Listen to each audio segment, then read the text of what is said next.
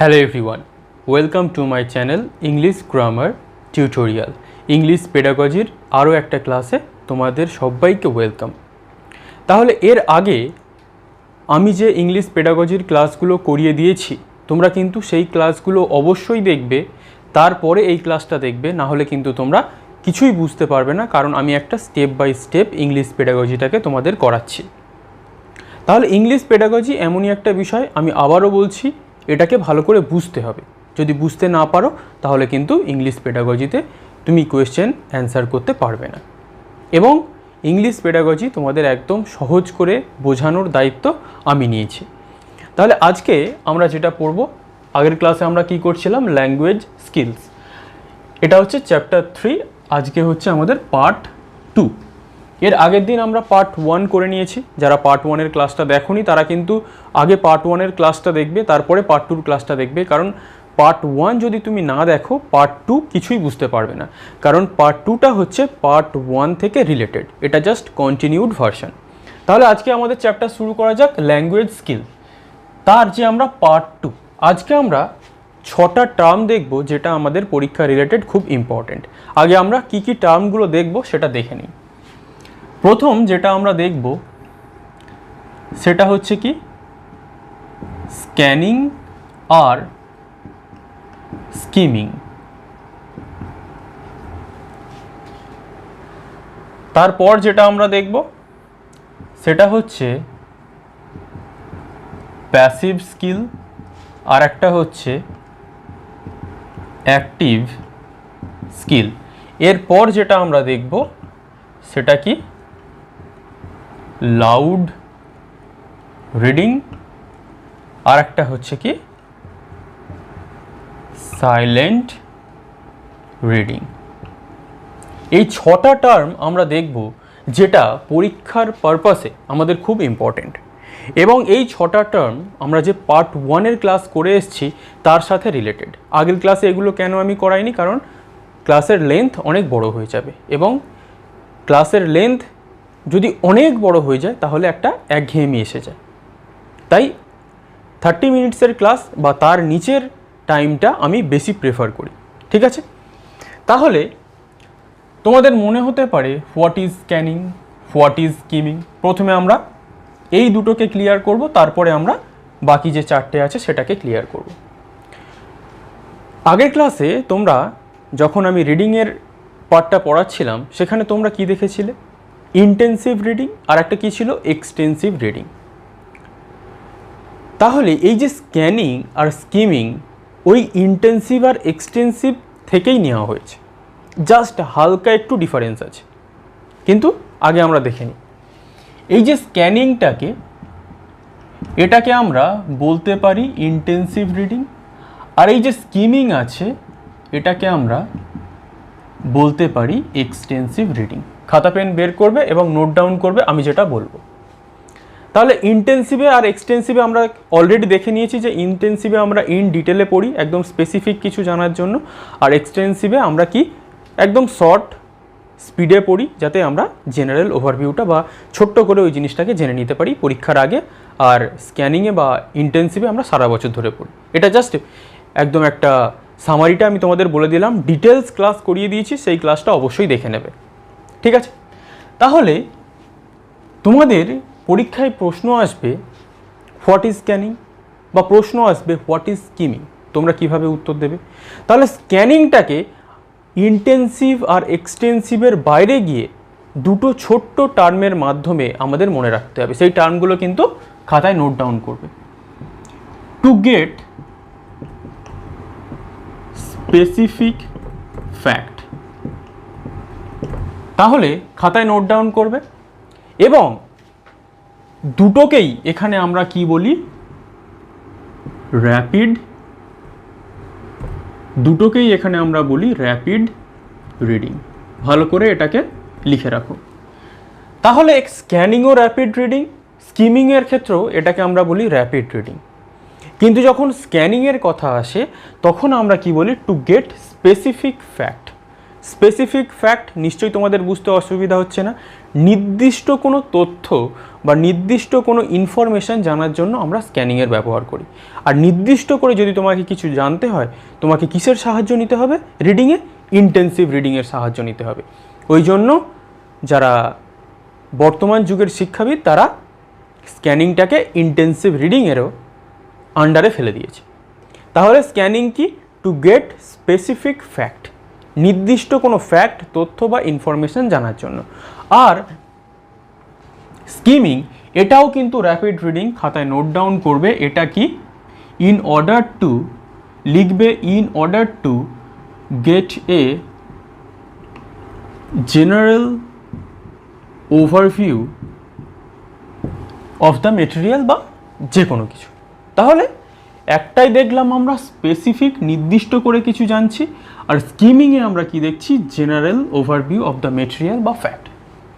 General মানে কি? একটা সাধারণ কিছু একটা জিনিস আমরা জানছি, যেটা আমরা এক্সটেন্সিভ রিডিংয়ে কি দেখেছিলাম, যে আমরা একটা নিউজ পেপার পড়ছি, ধরো নিউজ পেপারে একটা কোনো খবর দিয়েছে, সেই খবরটা কি বলেছে জাস্ট ওইটুকুই আমরা জানতে চাই। কিন্তু যখন আমাদের পরীক্ষা পারপাস আছে, যখন আমরা ইন্টেন্সিভ রিডিং করি, তখন আমরা স্ক্যানিং করি গেট স্পেসিফিক ফ্যাক্টস, স্পেসিফিক যে এই স্পেসিফিক জায়গা থেকে আমাদের প্রশ্ন আসতে পারে পরীক্ষায়, তাই আমরা সেটাকে স্পেসিফিক করে দিই। এবং যখন আমরা পরীক্ষার সময় রিভিশন দিই, ওটাকে স্কিমিং করে দিই। কেন?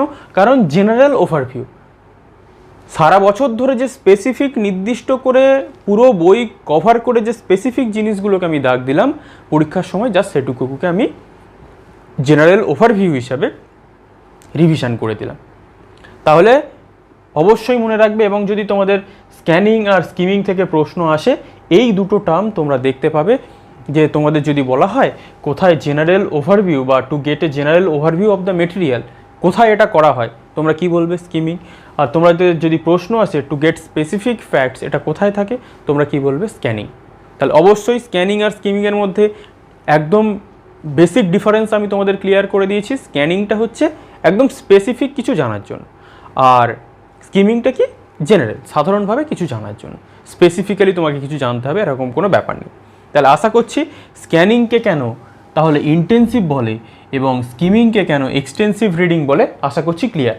কিন্তু যখন তোমাদের স্ক্যানিং আর স্কিমিং স্পেসিফিক্যালি আসবে, তোমাদের কিন্তু এই র্যাপিড রিডিংয়ের কথাটা উল্লেখ থাকলেও থাকতে পারে।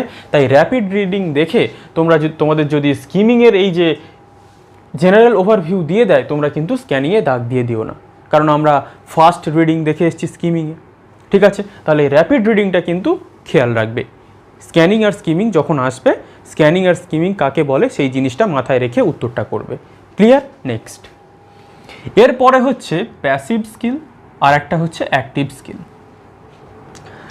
আগের দিন যখন আমরা ল্যাঙ্গুয়েজ স্কিলের পার্ট 1-এর ক্লাস করছিলাম, ওখানে আমরা দুটো স্কিল পড়েছিলাম LSRWর পর। সেটা কি? রিসেপটিভ স্কিল, আর একটা কী ছিল তোমরা বলো? Very good, productive skill. তাহলে এখানে প্যাসিভ স্কিলকে আমরা রিসেপটিভ স্কিল নামে চিনি, এবং অ্যাক্টিভকে আমরা কি নামে চিনি? Productive skill. কেন নিশ্চয়ই তোমাদের আর বলতে হবে না, রিসেপটিভ আর প্রোডাক্টিভ কি সেটা অলরেডি আমরা পার্ট 1-এ আলোচনা করে নিয়েছি। ওই জন্য বলছি যারা দেখোনি অবশ্যই দেখবে। তাহলে রিসেপটিভকে যদি আরও তোমাদের আমি ক্লিয়ার করে দিই, L and R, আর প্রোডাক্টিভ কি? S and W। তাহলে L মানে লিসেনিং, R মানে রিডিং, S মানে স্পিকিং, W মানে রাইটিং। তাহলে লিসেনিং আর রিডিং কেন প্যাসিভ স্কিল? রিসেপটিভ স্কিল যা প্যাসিভ স্কিল তাই। রিসেপটিভ স্কিলের নতুন নাম বা নিউ নেম আমরা জানতে পারি, সেটা হচ্ছে কি? Passive skill. তাহলে যে রিসেপটিভ স্কিল সেই প্যাসিভ স্কিল, যেই প্রোডাক্টিভ স্কিল সেই হচ্ছে অ্যাক্টিভ স্কিল। কেন অ্যাক্টিভ? কারণ এখানে তুমি স্পিক করছো, এই যে আমি কথা বলছি আমি অ্যাক্টিভ আছি, এই যে আমি লিখছি, রাইটিং করছি, আমি অ্যাক্টিভ আছি। লিসেনিং আর রিডিং, তোমরা আমার কথা শুনছো, তোমরা কি তাহলে প্যাসিভ স্কিল কাজ করছো তোমাদের। তোমরা এই বোর্ডটাকে ধরো, আমি যেগুলো পড়তে বলছি, ধরো এটাকে আমি বললাম তুমি কি পড়ো, তুমি পড়ছো রিডিং স্কিল, এবং সেটা তুমি মনে মনে পড়ছো, তাহলে সেটা কি হয়ে গেল? Passive skill. প্যাসিভ মানে কি? যেটা তুমি রিসেপটিভ করছো, তোমার মনের মধ্যে আছে, সেখানে তোমার অ্যাক্টিভিটি খুব একটা নেই। আর অ্যাক্টিভ স্কিল বা প্রোডাক্টিভ স্কিল কি? সেখানে তোমার অ্যাক্টিভিটি আছে, তুমি স্পিকিং করছো, রাইটিং করছো, একদম বেসিক জিনিস। ক্লিয়ার? নেক্সট যেটা আমরা পড়বো সেটা হচ্ছে লাউড রিডিং আর সাইলেন্ট রিডিং। তোমাদের মধ্যে অনেক সময় প্রশ্ন এসে যেতে পারে যে লাউড রিডিং ভালো না সাইলেন্ট রিডিং ভালো, এবং সেখানে কিছু মতামত থাকতে পারে, তোমাকে সেটা চয়েস করতে হবে। কিন্তু তার আগে জানতে হবে যে লাউড রিডিং আর সাইলেন্ট রিডিংয়ের উপকারিতা কী, কেন করা হয়। লাউড রিডিং যদি আমরা করি সেখানে আমাদের কী কী জিনিস সঠিক হয়? এক হচ্ছে প্রোনাউন্সিয়েশন, দুই হচ্ছে কি ইন্টোনেশন। প্রোনাউন্সিয়েশন, ধরো তোমার কাছে এই স্কিলটা, তোমাকে তো সঠিক উচ্চারণ করতে হবে, তাহলে তুমি যদি যত জোরে জোরে পড়বে, ওই জন্যে বাচ্চাদের কি বলা হয় লাউড রিডিং করতে। মানে যদি কোনো টেক্সট বা কিছু সামনে দেওয়া হয় তাকে বলে দেওয়া হয় কি যে তুমি জোরে জোরে এটাকে পড়ো, তাহলে তোমার যে কোনো প্রোনাউন্সিয়েশন বা তোমার এই যে কথা বলার মধ্যে যদি কোনো জড়তা থাকে, ধরো আমি এখানে কথা বলতে বলতে তো এরম করছি, মানে একটা কথা বললে আর একটা কথা আমার মুখের মধ্যে জড়িয়ে যাচ্ছে, আমি বলতে ভয় পাচ্ছি। তাহলে কেন ভয় পাচ্ছি? কারণ আমি হয়তো ছোট থেকে খুব শান্ত স্বভাবের এবং আমি কোনো দিন চেঁচিয়ে চেঁচিয়ে কোনো পড়া পড়িনি বা কোনো টেক্সট রিডিং পড়িনি, তাই জন্য কিন্তু আমার একটা জড়তা ভাব থেকে গেছে, এরকম হতে পারে। তাহলে তাদের জন্য কি করা হবে? লাউড রিডিং, প্রোনাউন্সিয়েশন, তাদের উচ্চারণ সঠিক হবে, তাদের যে বাচন ভঙ্গি, তারা খুব ফ্লুয়েন্টভাবে কথা বলতে পারবে। এবং ইন্টোনেশন মানে কি? ধরো একটা ওয়ার্ডকে কিভাবে উপরে নামাতে হবে, কিভাবে নিচে নামাতে হবে, কোথায় থামতে হবে, কোথায় জোরে বলতে হবে। ধরো আমি তোমাকে বললাম গেট আউট, তুমি একটা খুব মারাত্মক ভুল করেছো এবং আমি তোমাকে বলছি গেট আউট, তুমি কি সেই কথাটা আমার সিরিয়াসলি নেবে? কোনো দিনই নেবে না। যদি আমি তোমাকে বলি গেট আউট, তাহলে কি তুমি ভাববে আমি খুব জোর দিয়ে বলছি, তোমার সেটা ভয় লাগবে। তাহলে ইন্টোনেশন মানে কি? পিচের ওঠা নামা। তুমি কোন জায়গায় একটু পিচটাকে বাড়ালে, কোন জায়গায় একটু সফট টোনে কথা বললে, সেটাই হচ্ছে লাউড রিডিং। এবং লাউড রিডিং কাদের জন্য সব থেকে বেশি ইম্পর্ট্যান্ট? বাচ্চাদের জন্য লাউড রিডিং সব থেকে বেশি ইম্পর্ট্যান্ট, কারণ লাউড রিডিং তাদের প্রোনাউন্সিয়েশন সঠিক করতে দারুণভাবে ভূমিকা পালন করে। তাই তোমরা যখন টিচার হবে স্কুলে গিয়ে বাচ্চাদের কিন্তু লাউড রিডিং করাবে। ক্লিয়ার? এবং এরপরে যেটা আমরা দেখব জাস্ট তার অপোজিট সাইলেন্ট রিডিং। সাইলেন্ট রিডিংয়েরও কিছু উপকারিতা আছে, সেটা কি? Is, speed. তার মানে কি? যখন এটা কিন্তু আবার বাচ্চাদের ক্ষেত্রে খুব একটা হেল্পফুল নয় সাইলেন্ট রিডিং, কারণ আমরা একটা জিনিস মনে মনে পড়ছি। ধরো যারা একটু ক্লাস 12-এ পড়ছে বা অনার্স লেভেলে পড়ছে বা তারও উপরে, বা যাদের পড়াশোনার লেভেল শেষ হয়ে গেছে, তারা চাকরি বাকরি করছে, ব্যবসা করছে, তারা ধরো কোনো একটা গল্পের বই বা কোনো মোটিভেশন বই, তারা নিশ্চয়ই তো চেঁচিয়ে চেঁচিয়ে পড়বে না। তারা কিভাবে পড়বে? তারা মনে মনে পড়বে। কেন সাইলেন্ট রিডিং করবে বা মনে মনে পড়বে? কারণ তাদের দরকার ইজ মানে কি? একটা মনের শান্তি, একটা সান্ত্বনা। কীভাবে? যত তারা স্লোলি সেটাকে পড়বে, তাদের মনে হবে যে যেন তারা খুব মানে সেই সমুদ্রের ঢেউয়ের মতো ভেসে ভেসে চলে যাচ্ছে, সেখানে কিছু আটকাচ্ছে না। কেন? তার কারণ হচ্ছে সেখানে রয়েছে স্পিড। যত তুমি সাইলেন্ট রিডিং করবে, বিশেষ করে বড়দের ক্ষেত্রে মনে মনে পড়বে, তত ভালো কি তুমি স্পিডে এগোবে। ক্লিয়ার? এবং এই যে সাইলেন্ট রিডিং, এটা কেন বাচ্চাদের জন্য একদম ক্ষতিকারক? কারণ এখানে যে পি বা প্রোনাউন্সিয়েশন স্কিল কোনোভাবেই ডেভেলপ হয় না। আর একটা বাচ্চার যদি প্রোনাউন্সিয়েশন স্কিল ডেভেলপ না করে, তাহলে as a English teacher you have failed, তুমি ব্যর্থ।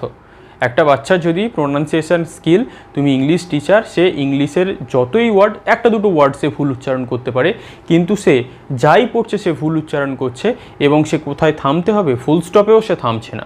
যখনই কোনো ফুল স্টপ থাকছে সে লাইনটা পড়েই যাচ্ছে। ফুল স্টপ মানে কি? সেখানে আমাদের থামতে হবে, সেখানে ইন্টোনেশনের ব্যবহার করতে হবে।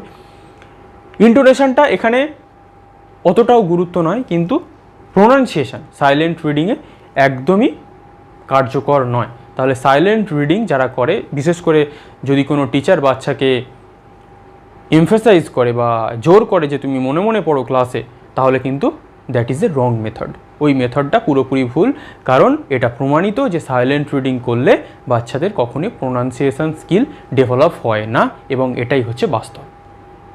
তাহলে তোমার কাছে যদি পরীক্ষায় প্রশ্ন আসে which is a better skill এবং তার একটা দুটো অপিনিয়ন তোমাদের কাছে থাকে এবং এ বি বি সি কোনটা ট্রু, আশা করছি তোমরা অনায়াসে উত্তর করে দিতে পারবে। তাহলে দুটোর রিডিংয়েরই কিছু না কিছু বেনিফিশিয়াল আছে, কিন্তু সাইলেন্ট রিডিং বাচ্চাদের জন্য একদমই উপকারী নয়। সাইলেন্ট রিডিং যারা বড় স্টুডেন্ট বা যারা পড়াশোনা শেষ করে জাস্ট এমনি মোটিভেশনের জন্য কোনো বই পড়ছে বা এমনি কিছু আনন্দের জন্য পড়ছে, তাদের জন্য সাইলেন্ট রিডিংটা ইম্পর্টেন্ট, বাচ্চাদের জন্য লাউড রিডিং ইম্পর্টেন্ট। তাহলে আমি তোমাদের বলেছিলাম যে ল্যাঙ্গুয়েজ স্কিল এটা হচ্ছে একটা অনেক বড় চ্যাপ্টার, এখানে অনেক খুঁটিনাটি টপিক রয়েছে এবং সেই টপিকগুলোকে যদি আমরা ভেঙে ভেঙে পড়ি তাহলে কিন্তু আমাদের সেই জিনিসটা সহজ হয়ে যায়। তাহলে অবশ্যই তোমরা জানাবে যে আজকে আমরা যে 6টা ওয়ার্ড বা টার্ম নিয়ে আলোচনা করলাম সেটা তোমরা কেমন বুঝতে পারলে, সেটা কিন্তু তোমরা অবশ্যই কমেন্ট করবে এবং ক্লাসটা ভালো লাগলে অবশ্যই একটা লাইক করবে। এবং এইরকমভাবে পার্ট 3 যে ক্লাস, সেখানে যে টপিকগুলো রয়েছে সেগুলো আমি তোমাদের সাথে ডিসকাশন করব, সহজে বোঝাবো এবং তারপরে আমরা অনেক কোয়েশ্চেন অ্যান্সারও ডিসকাশন করব এছাড়া। এবং তোমরা অবশ্যই জানাবে ক্লাসটা তোমাদের কেমন লাগলো। পরের ক্লাস বা পরের পার্টের জন্য তোমাদের চোখ থাকুক আমার চ্যানেলে। Thank you for watching.